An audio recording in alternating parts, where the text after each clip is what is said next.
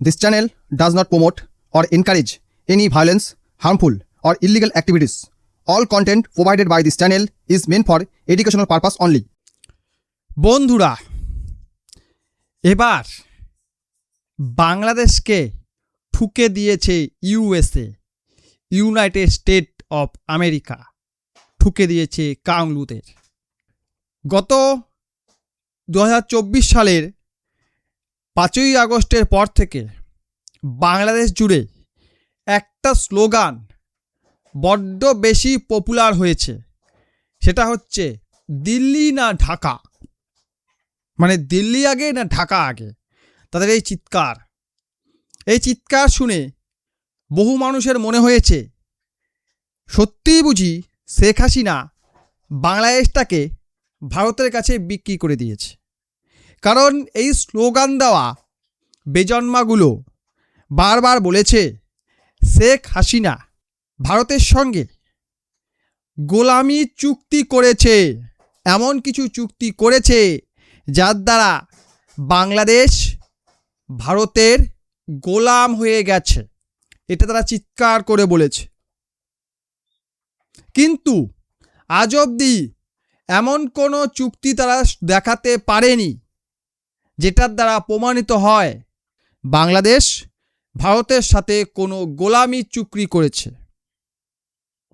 তারা কোনো একটা এমন চুক্তি দেখাতে পারেনি। সম্প্রতি বাংলাদেশ আমেরিকার থেকে প্রায় 2,20,000 মেট্রিক টন গম কেনার সিদ্ধান্ত নিয়েছে। গমের বর্তমান আন্তর্জাতিক যা মূল্য তার থেকে প্রায় $24 বেশি দরে আমেরিকার থেকে গম কিনছে বাংলাদেশ, যেটা বাংলাদেশি টাকায় প্রায় 3,000 টাকা। প্রায় 3,000 টাকা প্রতি টন পিছু বেশি দিয়ে বাংলাদেশ আমেরিকার থেকে গম কিনছে। তারা ভারত থেকে কিনলো না কেন? কারণ ভারত সেই পরিমাণ গম এক্সপোর্ট করে না। বিশ্বের যে সকল দেশ গম উৎপাদন করে তার মধ্যে প্রথমে রয়েছে চায়না, যে বছরে 135 থেকে 140 মিলিয়ন মেট্রিক টন গম উৎপাদন করে। 2 নম্বরে রয়েছে ভারত, যে 110 থেকে 117 মিলিয়ন মেট্রিক টন গম উৎপাদন করে।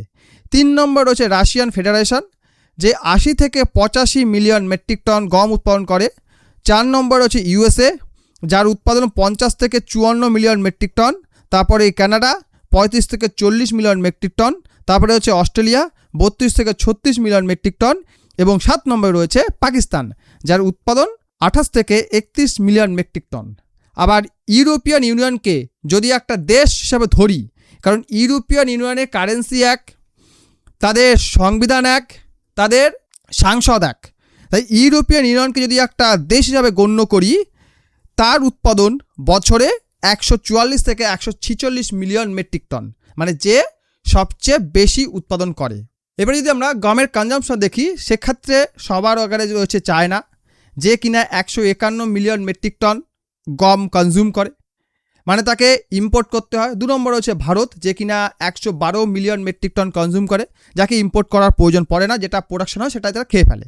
3 নম্বর রয়েছে ইউরোপিয়ান ইউনিয়ন, যে কিনা 109 মিলিয়ন মেট্রিক টন গম কনজিউম করে, মানে তার কাছে উদ্বৃত্ত থাকে, সে এক্সপোর্ট করতে পারে। 4 নম্বর রয়েছে Russia, 38 million metric ton consume করে, মানে প্রচুর পরিমাণ তারা এক্সপোর্ট করতে পারে।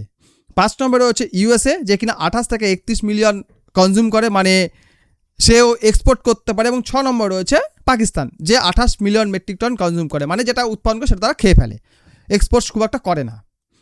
সেরকম এক্সপোর্টের নিরিখে যদি দেখি আমরা, সেক্ষেত্রে দেখব Russia 46 million metric ton, European Union 29 million metric ton, Canada 26 million, Australia 25 million, USA 23 million এবং Ukraine 16 million metric ton export করে। তাহলে মেন সেলারকে গমের Russia, European Union, Canada, Australia, USA, Ukraine.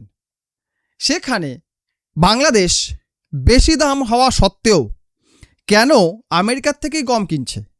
তার কারণ ইনি হচ্ছেন একজন অর্থনৈতিকবিদ, যাকে কিনা শান্তির জন্য নোবেল দেওয়া হয়েছিল, অর্থনীতিবিদকে শান্তির জন্য নোবেল দেওয়া হলো, এখানেই ঘাপলা।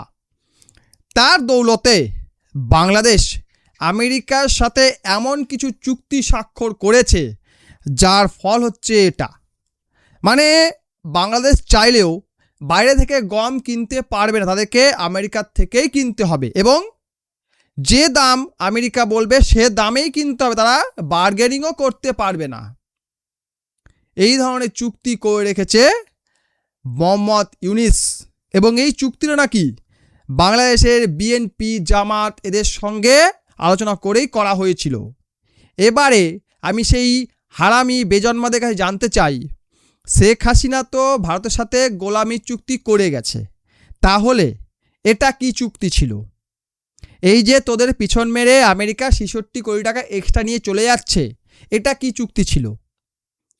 আমেরিকা যেহেতু বাংলাদেশে বলা হয়, এটা এর কোনো সঠিক তথ্য নেই, এটা বলা হয় যে আমেরিকাই বাংলাদেশের সরকার পরিবর্তন করেছে, কারণ শেখ হাসিনা আমেরিকার কথা শোনেনি, তাই তাকে সরিয়ে তাদের পছন্দের লোককে বসানো হয়েছে এবং তাদের সাথে চুক্তি করা হয়েছে, এই ধরনের চুক্তি করা হয়েছে। তাহলে এখন তোরা কাকে দেশদ্রোহী বলবি? হাসিনাকে নাকি তোদের এই বর্তমান যারা বসে তাদেরকে? ভারত থেকে আমরা কিনবো না, ভারত থেকে আমরা নেব না, তাই বর্তমানে যারা বাংলাদেশ সরকার রয়েছে তারা কি বলছে, এখানেও সবার আগে বাংলাদেশ। বিএনপির প্রধান স্লোগান ছিল সবার আগে বাংলাদেশ, এখানে সবার আগে আমেরিকা হয়ে গেল, বাংলাদেশ কী করে হলো? সরকারটাই তো আমেরিকা চালাচ্ছে, আমেরিকা যেমন বলছে তেমন চলছে, আমেরিকা যা করতে বলছে তাই করছে, আমেরিকার কথা মতো সরকার চলছে, এখানে তো বাংলাদেশের কিছু রইল না।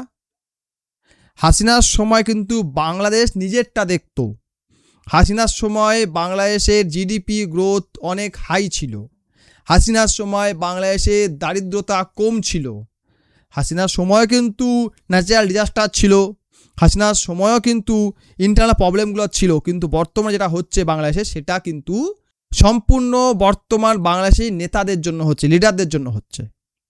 এখন কিন্তু হাসিনা নেই, আজকে প্রায় 2 বছর হয়ে গেল হাসিনা কিন্তু বাংলাদেশে নেই। তাহলে এত অবনতি কেন হচ্ছে?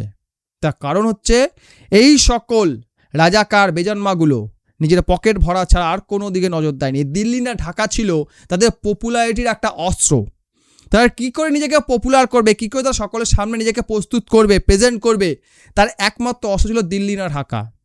ভারত বিরোধিতা করছে, তো ভারত থেকেই প্রতি বছর লক্ষ লক্ষ কোটি টাকার জিনিস কিনছে বাংলাদেশ। ভারত বিরোধিতা করলে তো ভারত থেকে নেওয়া জিনিসগুলো বর্জন কর। বিশ্বের সবচেয়ে বড় চাল এক্সপোর্টার হচ্ছে কে? ভারত। সেই চালটা ভারত থেকে কেনা বন্ধ করে দে। আদার্স যেগুলো রয়েছে ওষুধপত্র এবং যত রকম জিনিস মানুষ ব্যবহার করে সবটাই তারা ভারত থেকে নিচ্ছে, সেই সঙ্গে চায়না থেকে নিচ্ছে, আরব দেশ থেকে নিচ্ছে, কিন্তু ভারত থেকে তারা নিচ্ছে, তাই সেটা বন্ধ করে দে। এখন বহু আঙুলে এসে বলবি সেটা বন্ধ করলে তো ভারতের ব্যবসাদাররা মরে যাবে। আহারে, তারা কত ভাবিস ভারতের জন্য, ভারতের ব্যবসাদাররা মরে যাবে। তোরা এক একটা কমেডি, সবকে এক একটা কমেডিয়ান, বুঝতে পারছিস? আমার এই চ্যানেলে কতটা কমেডি আমি করি জানি না, কিন্তু তোরা এক একটা কমেডিয়ান, সেই কারণে তোদেরকে বেছে নিয়েছি। তোদের খবর দেখালেই আমার দর্শকরা হাসতে থাকে, তোরা এত বড় কমেডিয়ান, এই জন্য নাম দিয়েছি কমেডিয়ান, বুঝতে পেরেছিস? তোদের নিউজগুলো দেখালে মানুষ এমনি হাসতে থাকে, হাসে লুটুপুটি খায়, বলে এ কী ধরনের মানুষ রে ভাই, এরকম করে দেশ আছে, দেশটাই পুরো কমেডিয়ান। দেশের মধ্যে কি হচ্ছে বর্তমানে সে দেখার দরকার নেই। এখন হাসিনা কেন ফিরবে সেই নিয়ে সারা মরছে, কারণ পিছনে বাস ঢুকে গেছে, দেশের লক্ষ লক্ষ মানুষ মারা যাচ্ছে, কোটি কোটি টাকা ক্ষতি হচ্ছে, মানুষ ঘর চাল হয়ে সেটাই দেখার দরকার নেই। হাসিনা কেন ভারত থেকে ফিরবে সেই নিয়ে মরেছে সালারা। এই হচ্ছে বাংলাদেশ, যাকে আমরা বলি বালছালদের দেশ। আপনারা মতামত জানাবেন, ভিডিওটি ভালো লাগলে বা লাইক করবেন, বন্ধুর সঙ্গে শেয়ার করবেন, এই চ্যানেল নতুন হলে সাবস্ক্রাইব অবশ্যই করবেন। ভিডিও দেখার জন্য অসংখ্য ধন্যবাদ।